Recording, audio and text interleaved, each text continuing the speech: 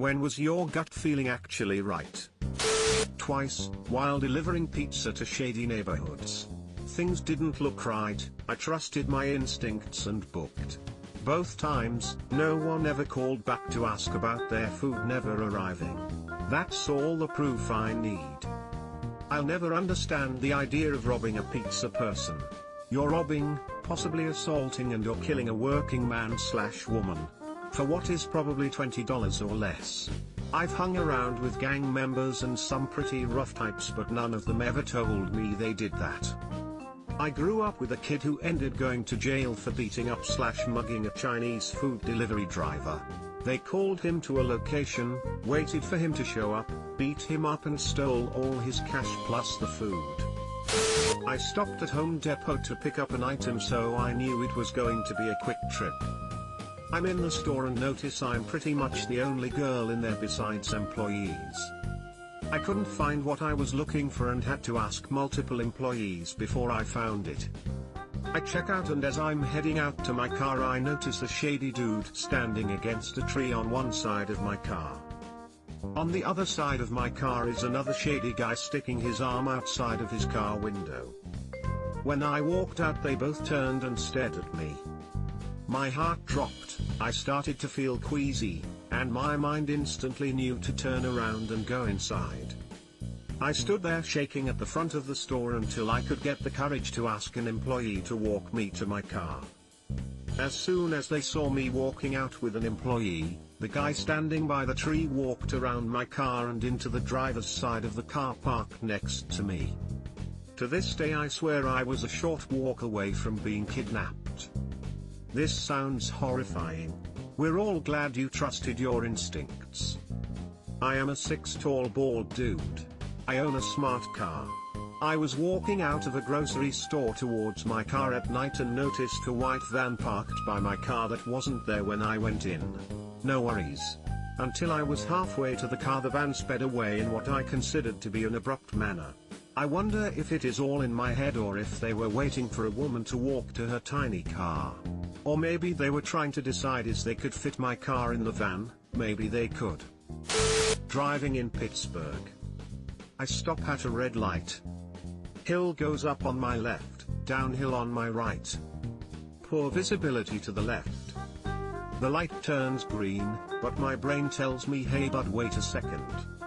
I think this is a little weird, but I don't go yet.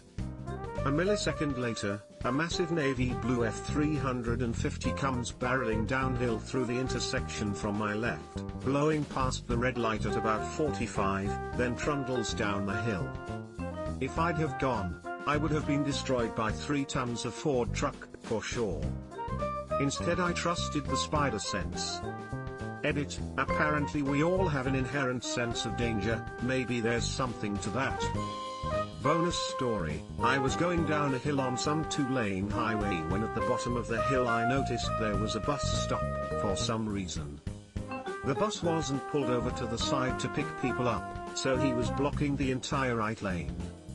I have to hit the brakes, partly due to speed, and mostly because I can't go around him because traffic is flying by on the left.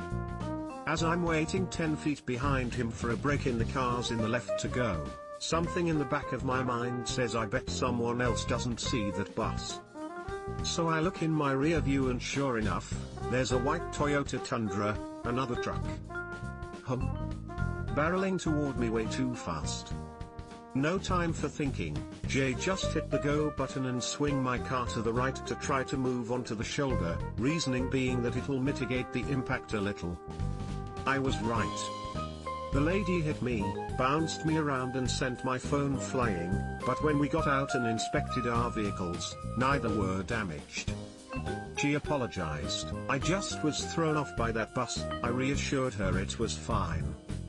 We bumped elbows and continued.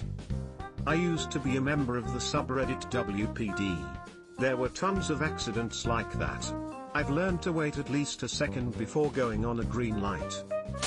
I had been living and working in Korea, and one day I was coming up out of a subway station and saw a man talking to another foreign woman. She had that polite, frozen smile on her face, the "why is this guy talking to me" smile. I walked up to her, linked my arm with hers, and said, "Hey, Sarah. There you are. Are you ready to go?" And just started walking. The guy followed us, but I sped up, and made an abrupt turn into a coffee shop. We hid, and I saw him walk past, still looking for her. We ended up getting coffee and chatting for a bit, and I found out that he had followed her off the train, and had been getting increasingly aggressive for the last 10 minutes. I don't know what might have happened, but I'm really glad I interfered. I have a somewhat similar story. My friend and I were out clubbing, and as we were leaving the club I noticed there was a super drunk girl sitting outside. My friend and I are both female, so we decided it would be okay to approach her and ask her if she was okay and if she needed any help. Turns out her English wasn't great, so she didn't really understand what we were saying and motioned with her hands for us to go away. I walked up to the bouncer and asked him to keep an eye on her and make sure she gets home safe.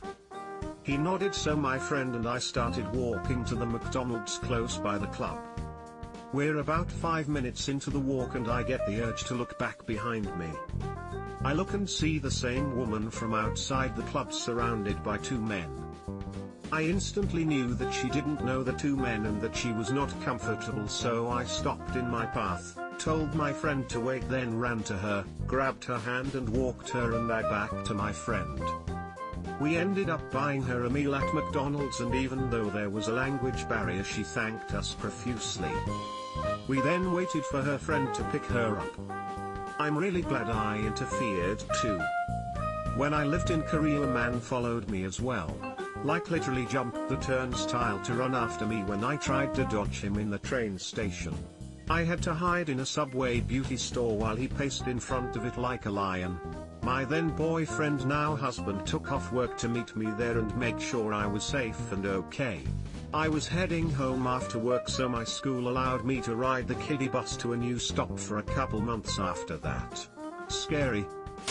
I hadn't spoken to a certain friend for a couple weeks but got a gut feeling to contact and talk to her at a certain moment. I immediately messaged her. That's how we always talk. We talked for a couple hours and into the night. A month later, out of the blue, she just messages me, "Thank you." I asked her why she's thanking me. She said she was contemplating suicide on the day I got my gut feeling and had contacted her.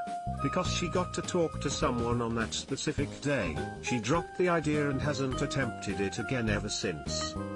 I had something very similar happen to me. Was thinking about committing, but decided before I die I want to talk to my best friend about it. He told me something no one ever has, that I'm a great person and that there's so much more to live for. This was June of last year, right before school was ending. He just made me snap out of it. Thank you from the bottom of my heart, Hayden, you saved my life. When I was a young kid back in the 80s, I was playing on my front lawn when this van pulled up on the road and the sliding door opened. A guy about 19 to 20 aggressively waved at me to come to the van, and I immediately knew something wasn't right, so I ran inside and told my parents, and they freaked out and ran outside, but they were gone by then.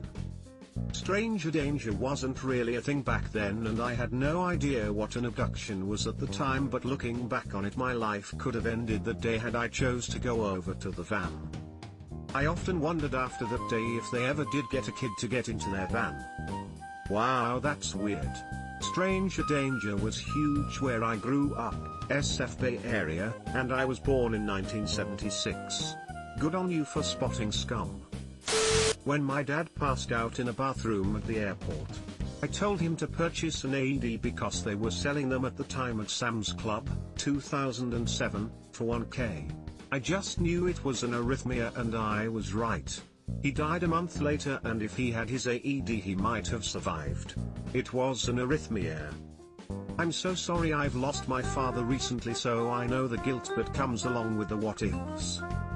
If it makes you feel any better, arrhythmia is a pretty broad term and there are a lot of non-shockable arrhythmias.